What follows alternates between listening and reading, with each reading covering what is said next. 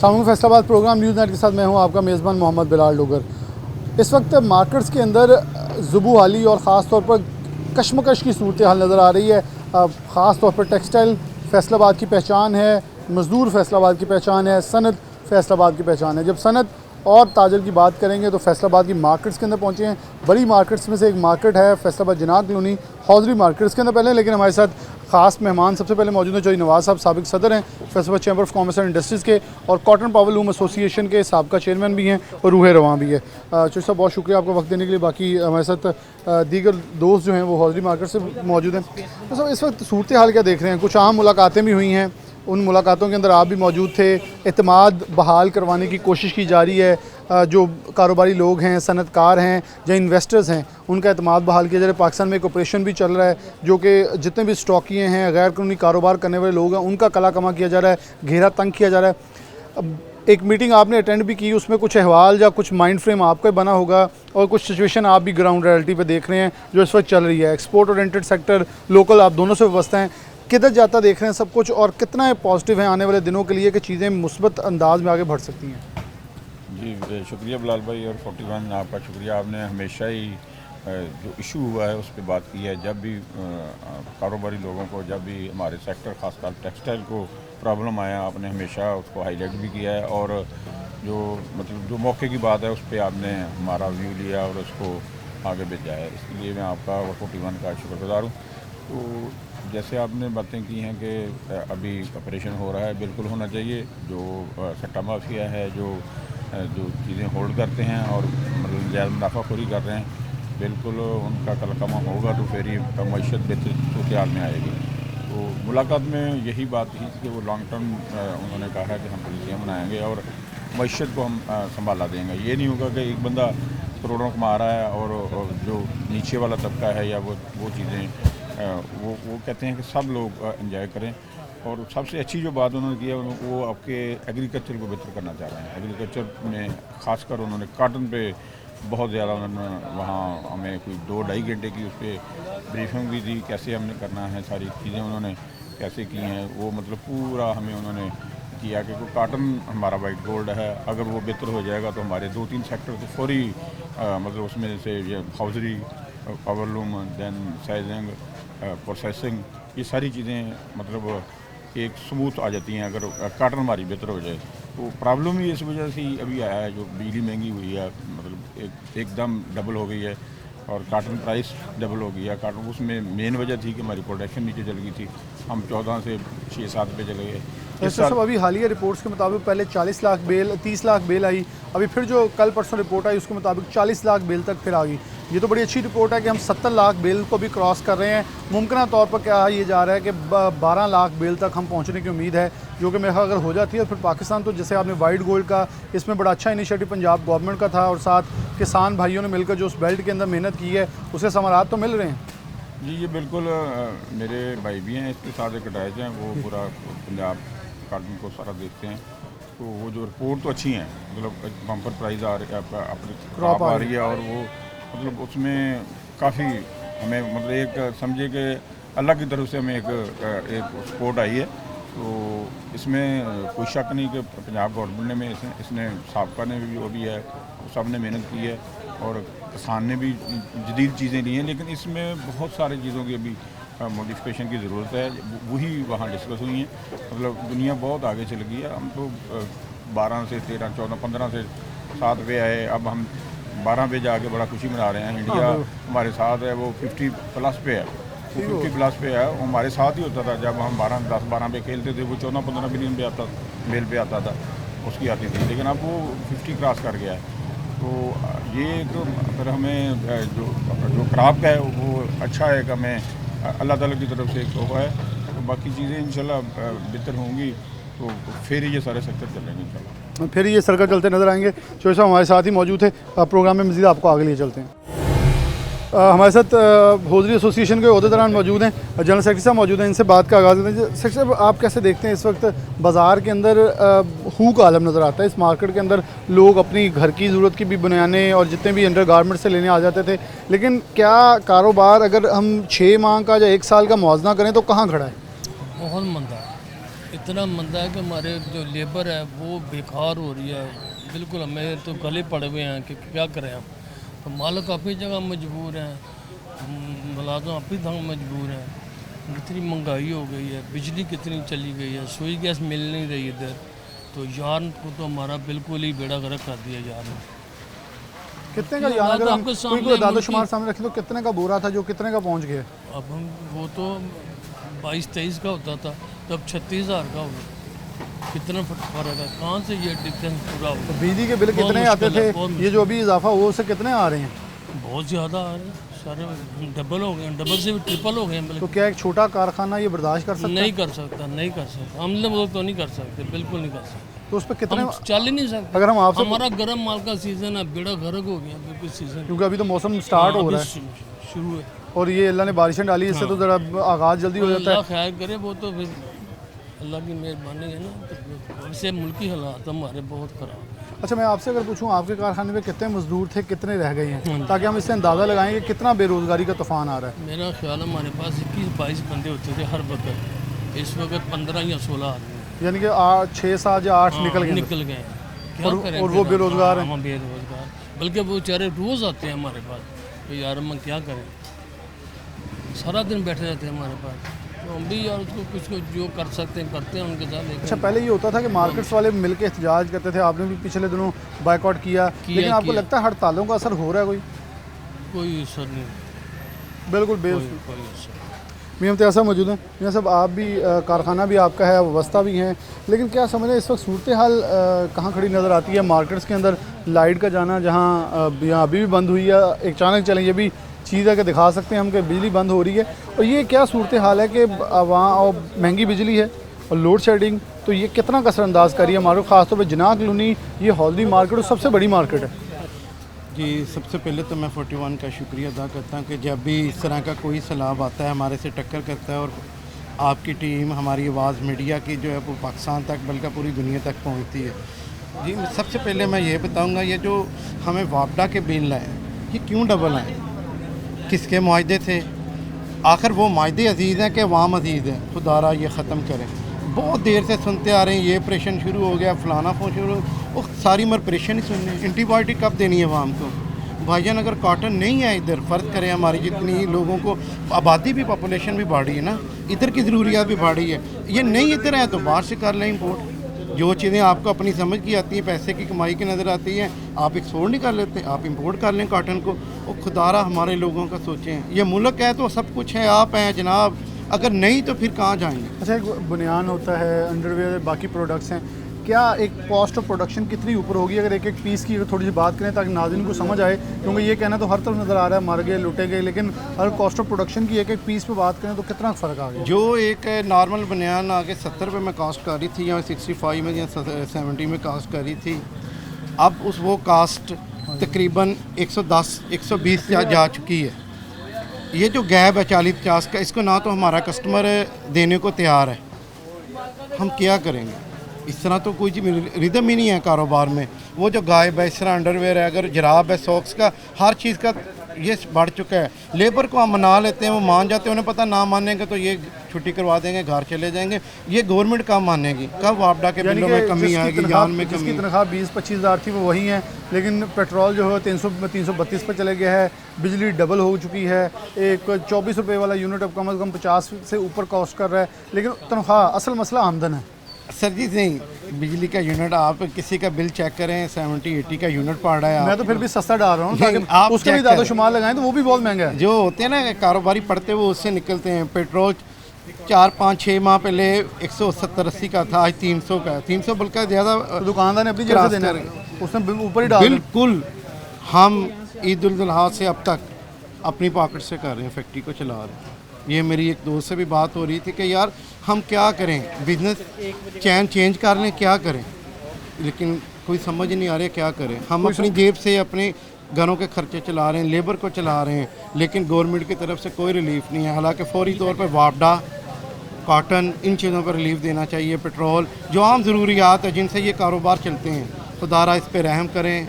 पाकिस्तान हमारा मुल्क है, आपका ये है तो आप हैं और हम हैं। ये पाकिस्तान है तो बिल्कुल ये इनकी बात सही है, सब कुछ चलता रहेगा, लेकिन पाकिस्तान का तहफ़्फ़ुज़ और पाकिस्तान के इस्तेहकाम सबसे ज़्यादा ज़रूरी है। एक ब्रेक लेंगे, दोबारा हाज़िर होते हैं।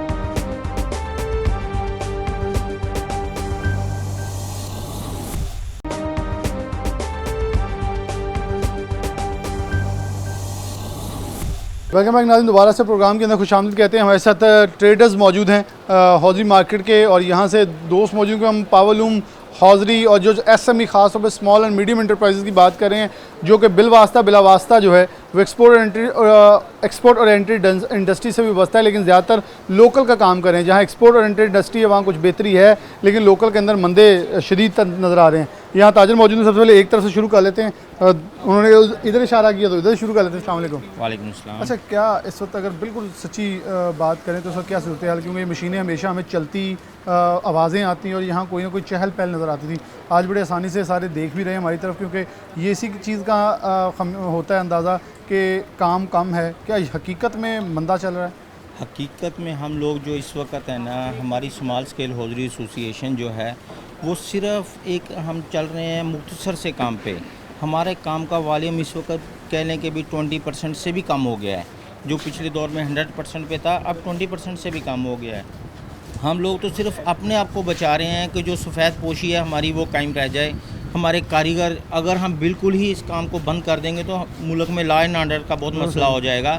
हमारे कारीगर रोडों पे होंगे, वो उनके खर्चे पूरे नहीं होंगे तो वो वहाँ पे अपने कुछ क्या होगा, चोरी चकारी होगी, कुछ लूट मार होगी। इस वजह से हमारे कारीगर जो है, हमारे पास पहले 8 बंदे काम करते थे, अब 2 बंदे काम कर रहे हैं यहाँ पे। यानी कि 6 बंदे हमने, हमारे जो है ना वो बस ऐसे ही फारग हो गए, उनका गुजारा नहीं हो रहा है, हमारा भी नहीं हो रहा है। हम कहाँ से लेके आएँ उनके लिए? हमारे पास काम ही नहीं है। मसाइल ऐसे हो चुके हैं, बिजली के मसाइल हैं, धागे की किल्लत है, और धागे के रेट जो बढ़े हुए हैं, हमें नहीं समझ आ रही कि वो इतने रेट किस वजह से बढ़ गए हैं। क्योंकि फसल अभी नहीं आई, रेट फसल आएगी तो रेट बढ़ता है कि भी क्या मामला है। और ऊपर से जो हमारे ये अभी तो कि पहले प्रोग्राम था कि भी डॉलर बढ़ रहा है कि इस वजह से रेट बढ़ रहा है। अभी तो डॉलर भी बहुत नीचे आ गया है। अच्छा, ये अमूमन हो रहा है कि जब भी डॉलर 10 रुपये 20 रुपये छलांग लगाता है, चीज़ें बढ़ती हैं, कम होता है तो कुछ भी नहीं होता, कुछ भी नहीं हो रहा। ये माफिया जो है ना अपने अंडर उसने सब कुछ कवर किया हुआ है। 40-45 रुपये टीटीज लगी, अब 294 पे इंटर बैंक और ओपन मार्केट 296-97 चल रहा है, लेकिन कुछ भी उसके मुताबिक नीचे नहीं आ रहा। बिल्कुल कुछ इस मामले में कुछ भी नहीं हो रहा कि भी क्या हो सकता है। हमारी तो जो है ना इस वक्त जितने भी ये मालिकान हैं, सबके दिमाग जो है ना मौफ हो चुके हैं कि हमने करना क्या है। बस अपना जो है ना गुजर बसर कर रहे हैं कि भाई हमारा काम थोड़ा बहुत जो चल रहा है, जो हमारा मामला ऐसे हैं कि हमने आगे भी मार्केटों को देखना होता है। हमारा काम चलता है उधार पे। हम अगर अपना काम बिल्कुल बंद कर दें तो हमारे तो बिल्कुल पैसे खत्म हो जाएंगे जो आगे लगे हुए हैं। उधार के लिए तो कोई रेडी नहीं, क्योंकि आप लोग तो किसी को दे देंगे, हमारे जो पहले लगे हुए हैं, जो पीछे है वो तो नहीं, हमें तो कुछ भी चीज़ नहीं मिल रही। सूतर मंडी के अंदर लड़ाइयाँ ये हो रही हैं कि कुछ उधार नहीं चलेगा। भाई सूतर मंडी की बात जो है ना, उधार पे हम लोग अगर सूतर को उधार पे लेते हैं तो उनके रेट और हैं। हाँ जी, बिल्कुल सही। हम लोग कैश पे लेते हैं तो उसके रेट और हैं। हम लोग इस रेटों में उधार के सर्वाइव ही नहीं कर सकते। हमारे पास उधार के लिए क्या होता था, डाइंग होती थी, वो अब नहीं रही। लिफाफा होता था, जो प्रिंटिंग होता था, गत्ता होता था, अब वो भी नहीं रहे। अब पहले पैसे हैं, बाद में काम है। मगर हमारी इंडस्ट्री का ये हाल है कि हम बिल्कुल उधार पे बैठे हैं। हमारा वही मामला है कि आ रहा है, बन रहा है, जा रहा है, बस कि महीने के बाद जाएंगे, अपनी जैसे भी जिस बंदे का जो टर्नओवर बना है उस हिसाब से अपना काम करता है, वो जाता है, काम चल रहा है। वरना वो भी अब नहीं करेंगे तो बिल्कुल हम बंद हो जाएंगे। बिल्कुल बंद हो जाएंगे। बड़ी तफसील से, बड़ी डिटेल में इकनॉमिकली चीज़ें जो हमें समझाई थोड़ी सी आगे आ जाए सर। अस्सलाम वालेकुम। जी वालेकुम सलाम। कितने साल से काम करेंगे? 20 साल हो गए काम करते। और इससे पहले ऐसे कोई हालात, ऐसा कोई? पहले कभी नहीं आए जी, पहले कभी नहीं आए।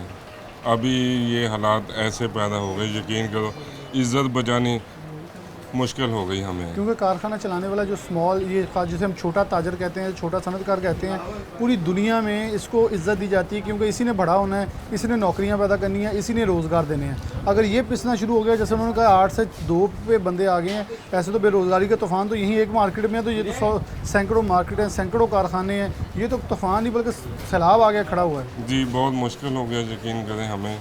और यकीन करो ये 2 माह तो ज़्यादा ही मुश्किल हो गया ना हमें।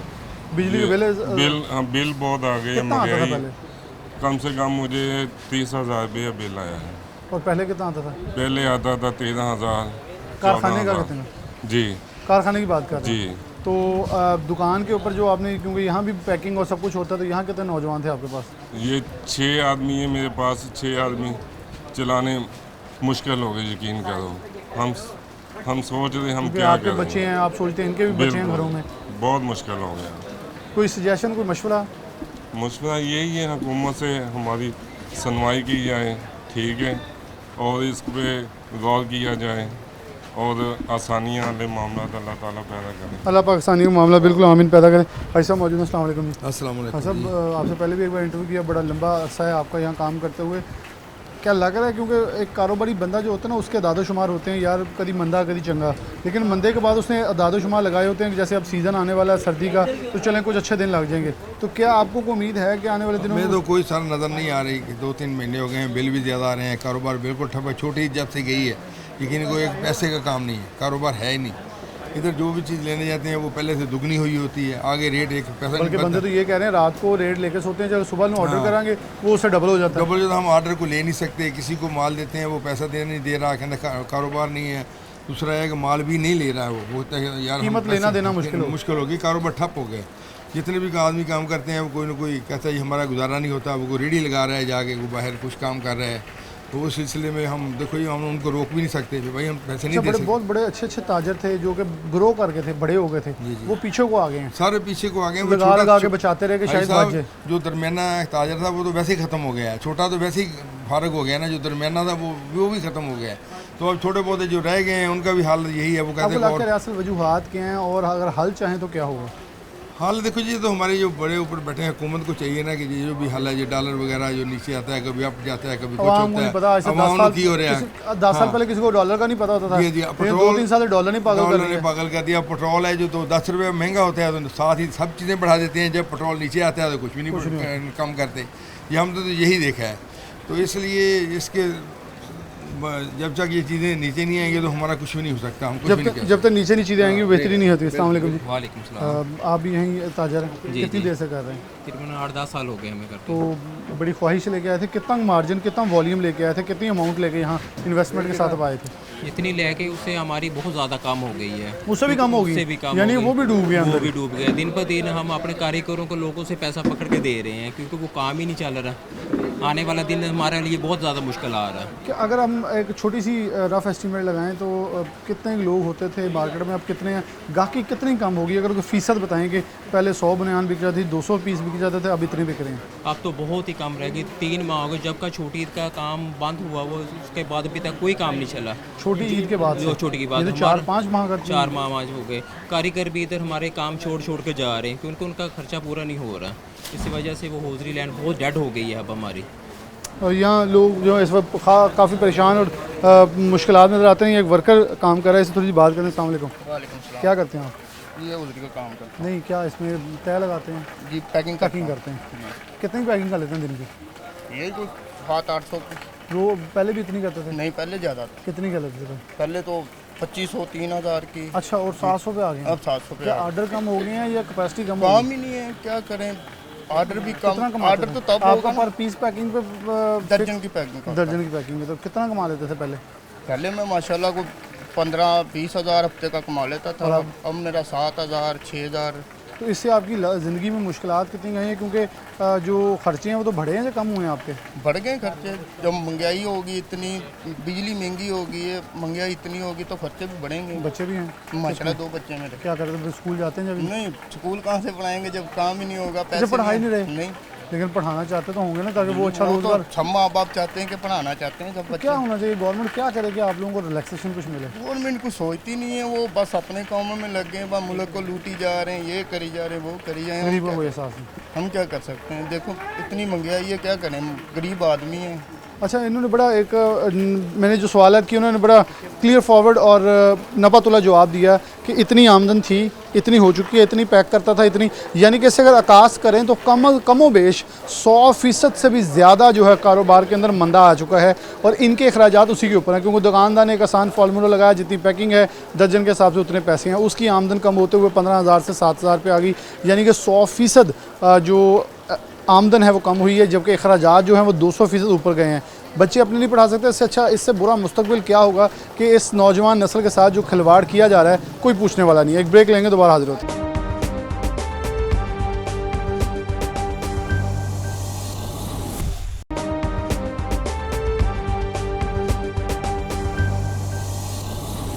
वेलकम बैक नाज़रीन, दोबारा से प्रोग्राम के अंदर खुशामदीद कहते हैं। जब बात करें इंडस्ट्री के हवाले से तो इंपोर्ट्स एक बहुत बड़ा अहम सेक्टर है जिसके ऊपर बात करना बहुत ज़रूरी है।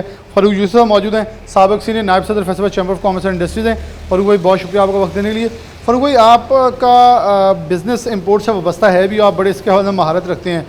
सिर्फ 2 माह पिछले 1 साल के अंदर, माली साल के अंदर 42% टेक्सटाइल मशीनरी की इंपोर्ट रुकी और सिर्फ 2 माह के अंदर 74% ये डिक्लाइन में जा चुका है कि ये बहुत अलार्मिंग फिगर्स नहीं है। बिलाशुबा गैर ज़रूरी दरामद रुकनी चाहिए, लेकिन दरामद बाय बरामद या बरामद के लिए जदीद जो टेक्नोलॉजी इस्तेमाल की जाती है उसके अंदर इतना बड़ा डाउनफॉल, ये कहीं ना कहीं रिस्क है। और मार्केट्स के अंदर जहाँ हूक आलम है इंडस्ट्रियलाइजेशन, इसका मतलब इन फिगर्स का मतलब तो ये लिया जा सकता है कि इंडस्ट्रियलाइजेशन को एक ब्रेक लग गई है। जी बहुत शुक्रिया बिलाल, बिल्कुल आपने बहुत अच्छा एलेबोरेट किया है। इस वक्त ग्राउंड रियलिटी यही है कि यहाँ पे इंडस्ट्री नई का तो खैर अब तस्वर भी नहीं है। जो टेक्सटाइल इंडस्ट्रीज़ थी जिसमें आपको पता है एम्ब्रॉयडरी मशीन्स भी आती हैं, पावर लूम भी आती हैं, शटरलेस लूम आती हैं, प्रिंटिंग आती है, बहुत सारा सेक्टर्स हैं। तो किसी भी सेक्टर को आपको उठा के देख लें, वो इस वक्त बिल्कुल वो 20% जो है वो फैक्ट्रियाँ चल रही हैं जिनके पास बहुत ज़्यादा सरमाया मौजूद है, या वो कह लें कुछ ऐसी आइटम्स जो आप कंज्यूमर आइटम्स बोल रहे हैं जिसके बगैर ज़रूरियात ज़िंदगी जो है वो रुक जाती है, वो चीज़ें शायद कुछ चल रही हैं। अदरवाइज़ बिल्कुल इस वक्त इंडस्ट्री बंद है। अगर स्पेसिफ़िकली मैं इसके आपको रीज़न्स बताऊं, जैसे मैं एम्ब्रॉयडरी सेक्टर से हूं तो मैं इंपोर्ट भी करता हूं, अपनी हमारा यूनिट भी है। तो अब ये मशीन एक सबसे बड़ा इस पर एक इम्पेक्ट आया कि डॉलर जो 300 प्लस हो गया, तो ये मशीन जो 18 लाख की थी, ये आपको पता है इस वक्त अब 1 करोड़ से ऊपर की ये मशीन होगी, बाइंग पावर ख़त्म होगी। लेकिन इसके साथ साथ जब इतनी महंगी मशीन आप ले के उस पर अपनी कॉस्ट ऑफ प्रोडक्शन जो है वो इलेक्ट्रिसिटी महंगी, बहुत सारे और आपको पता है इस वक्त मसाइल हैं, तो वो आपको वो रेट ही नहीं मिलते, तो फिर आपको अपनी इंडस्ट्री जो है वो बंद करनी पड़ती है। एट द इंपोर्ट स्टेज ऐसी मशीनरी, ऐसी प्रोडक्ट जो आ रही थी, जो आके यहाँ पे जिसने इनोवेशन क्रिएट करनी थी, इनडायरेक्ट आपकी एक्सपोर्ट को बढ़ाना था उसने, वो मशीनरी भी इसी जद में आई, वो मशीनरी भी यहाँ पे नहीं आ रही। और कहीं ना कहीं फिलहाल सबसे अहम चीज़ है कि आपको पता है कि हम जैसे जो इम्पोर्टर हैं ये डॉक्यूमेंटेड हैं, इनकी सारी इंपोर्ट बैंक के थ्रू सारा काम हो रहा है, ऑन रिकॉर्ड है, हाँ ऑन रिकॉर्ड पे है। और आपको एट द इंपोर्ट स्टेज हम 22% उस पर टैक्स देते हैं और वो गवर्नमेंट के रेवेन्यू जनरेट होता है। तो फिलहाल वो भी इस वक्त नहीं हो रहा, गवर्नमेंट को भी ये लॉस है। अल्टीमेटली इसका इम्पैक्ट जो है आपकी कॉटेज इंडस्ट्री पे भी आया। अच्छा, इसके अंदर एक बड़ा अहम सवाल है कि नई रुख तब्दील होता नज़र आया है हमें। जो अफ़गान बॉर्डर बंद होता नज़र आया, ईरान बॉर्डर बंद होता नज़र आया, जो कि शायद बहुत ज़रूरी मुतालबा था लोगों का, स्मगलिंग रोकी जाए। तो आपको लग रहा है कि पॉजिटिव इम्पैक्ट को क्रिएट होगा जो डॉलर के ऊपर और सोना मार्केट के अंदर जो एकदम से डिप आई है, एक छापा और एक गवर्नमेंट की तरफ से जो नो टॉलरेंस पॉलिसी अपनाई गई है कि नहीं, आपको लगता है ये लंबी चलती नज़र आ रही है? अगर चलेगी तो इसके इम्पैक्ट कुछ मुस्बत आ सकते हैं? देखें बिलाल, इसमें तो कोई दो राय नहीं है। देखें, जब स्मगलिंग रुकती है और आपकी सारी ट्रेड जो है वो राइट वे से होती है, अल्टीमेटली फिर गवर्नमेंट को कलेक्शन भी होती है और ऐसे लोग जो सही काम कर रहे होते हैं उनको भी तकवीयत मिलती है। अल्टीमेटली बैलेंस क्रिएट होता है, उस बैलेंस में फिर एतमाद बहाल होता है। जब एतमाद बहाल होता है तो फिर ग्रास रूट लेवल से आपकी इंडस्ट्री, कॉटेज इंडस्ट्री चलनी शुरू होती है, फिर आपकी एक्सपोर्ट बढ़ती है, क्योंकि बड़ी इंडस्ट्री वो डिपेंड कर रही है आपकी कॉटेज इंडस्ट्री, यानी कि एक नेटवर्क बनता है, एक चेन बनती है। तो कहीं ना कहीं ये इनिशिएटिव बहुत अच्छा है मौजूदा गवर्नमेंट का, अदारों का, लेकिन इसको बड़ा ट्रांसपेरेंट होना चाहिए और चलता रहना चाहिए, क्रॉस बॉर्डर होना और इसकी तसलसल होना चाहिए। ये ना हो कि बीइंग द टाइम हो और कुछ लोग जो इसकी ज़द में आए। क्योंकि जिससे पहले हमने देखा इसहाक डार आए, डॉलर गिरा, थोड़ा सा रिलैक्स हुआ, वो एकदम इतनी छलांग लगाई, वो ज़्यादा लॉस है। ज़्यादा लॉस जब क्योंकि आप जब गैर यकीनी सूरत हाल होती है, अभी तक लोग ये प्रिवेल कर रही है। हाँ, और देखें अभी तक लोग इसको पॉजिटिव साइन ले रहे हैं, चलें अच्छा है हम कहीं स्टैंड करेंगे। अगर एक जगह पे डॉलर रुक जाता है तो हमें पता है हमने किस तरह से बिज़नेस को लेके चलना है। अगर खुदा ना खास्ता ये फिर उसी तरह ही एक आर्जी है और फिर डॉलर ऊपर जाएगा और गैर यकीनी की सूरत हाल दोबारा बनेगी तो फिर ये ज़्यादा नुकसानदेह साबित है। अब का जो अच्छा, इससे पहले एक मुलाकात बड़ी वायरल हुई कि आर्मी चीफ ने कराची के बिजनेसमैनों के साथ, कारोबारों हजरात के साथ मुलाकात की और कहा सब सियासतदान चोर है, जो भी अल्फाज यूज़ किए। अब उसके बाद यही मीटिंग्स जो हैं वो सूबावार और कोर कमांडर की सतह पे भी हो रही हैं। क्या आपको लग रहा है कि सिर्फ कारोबारी अफराद पर फोकस करके उनको ये भी कहा गया कि बरामदात भी बेहतर होंगी, आपको ताउन की यकीन दहानी करवाई गई? लग रहा है कि कोई प्लान के मुताबिक चला जा रहा है, अभी उस प्लान को एक्सपोज नहीं किया जा रहा, लेकिन चीज़ें कुछ प्लानिंग के तहत चलती नज़र आ रही हैं। बिलाल देखें, ये एक बहुत बड़ी हकीकत है कि आपका बिजनेसमैन जो है वो इस मुल्क का एक बहुत बड़ा स्टेक होल्डर है, तो उनको लूप में लेना, उनका एतमाद बहाल करना, मैं समझता हूँ कि कहीं ना कहीं ये राइट वे है। क्योंकि आप अगर बिज़नेस कम्युनिटी पे अपना एतमाद बहाल कर लेते हैं और उनको ये यकीन दिला देते हैं कि आपके लिए एक साजगार माहौल होगा, आप जो है अपनी बेस्ट एबिलिटी इस्तेमाल करते हैं। जहाँ आप डर के सियासी जमातों को पैसे देते हैं वहाँ आप ज़रा हौसले के साथ गवर्नमेंट को दें तो वैसे आपको भी फ़ायदा होगा, गवर्नमेंट को भी होगा और डर खत्म होगा। और बिलाल बिजनेसमैन हमेशा यही चाहता है कि उसे एक हेल्दी इन्वायरमेंट दी जाए, यकीनी सी सूरत हाल दी जाए, तो वो अपना खुल के काम करता है। और मैं ये समझता हूँ, बल्कि मेरा ये यकीन है कि जिस तरह अगर मौजूदा हालात में इनको कॉन्फिडेंस दिया गया और इनको एतमाद में लिया गया, ये एक मुस्बत साइन है और आने वाले वक्तों में इसके बड़े फ्रूटफुल नताइज आएंगे। बहुत शुक्रिया। फारूक यूसुफ साहब मौजूद थे। इनका कहना है कि और जो लोग मुलाकात कर रहे हैं मेरे ख्याल उनको भी ये मैसेज कन्वे किया जाना चाहिए कि वो अपने इर्द गिर्द जितने भी लोग हैं उनको इस कॉन्फिडेंस को आगे फैलाएँ कि आप लोग एतमाद रखें, चीज़ें मुस्बत तरीके से आगे बढ़ी हैं। क्योंकि फ़िलहाल जो इन्वायरमेंट नज़र आ रहा है उसमें कारोबारी अफराद से जब हम बात करते तो उनका कहना था पता नहीं क्या हो रहा है, हमें समझ नहीं है। लेकिन मुलाकातों का सिलसिला जब शुरू हुआ है तो उनका कहना है कि हमें जो चीज़ें दिखाई गई, जो प्लान पेश किया गया है उसमें बहुत सारी चीज़ें मुस्बत नज़र आती हैं। उसमें ये देखा गया है कि मैं उन अफराद का नाम अभी नहीं लूँगा क्योंकि बहुत सारे लोग मुख्तलिफ जमातों से मुंसलिक रहे होंगे, लेकिन सबको इनवाइट किया गया सिर्फ एक पेज पे और इस टॉपिक के ऊपर कि आप लोग मुस्बत पाकिस्तान के लिए, तरक्की याफ्ता पाकिस्तान के लिए उनके साथ ताउन करें। और ये ऑपरेशन किसी तौर पे भी कारोबारी अफराद के ख़िलाफ़ नहीं बल्कि उन लोगों के ख़िलाफ़ है जो गैर कानूनी धंधा करते हो इस पाकिस्तान को कहीं ना कहीं टैक्स की शक्ल में और बड़े तादाद में नुकसान पहुँचाते रहे हैं, तो उनके खिलाफ घेरा तंग है। वरना कारोबारी अफराद को जितना प्रमोट है वो किया भी जाएगा, जिसको कारोबारी हजरात की तरफ से मुस्बत लिया जा रहा है। मार्केट्स में आज का मकसद भी ये था, ये सर्वे नहीं बल्कि कारोबारी हजरात से इंटरव्यू थे कि वो इस वक्त किस एतमाद के ऊपर और ख़ासतौर पर SME कहाँ खड़े नज़र आते हैं। इसी के साथ प्रोग्राम न्यूज़ नेट से इजाज़त दीजिए। अल्लाह हाफ़िज़।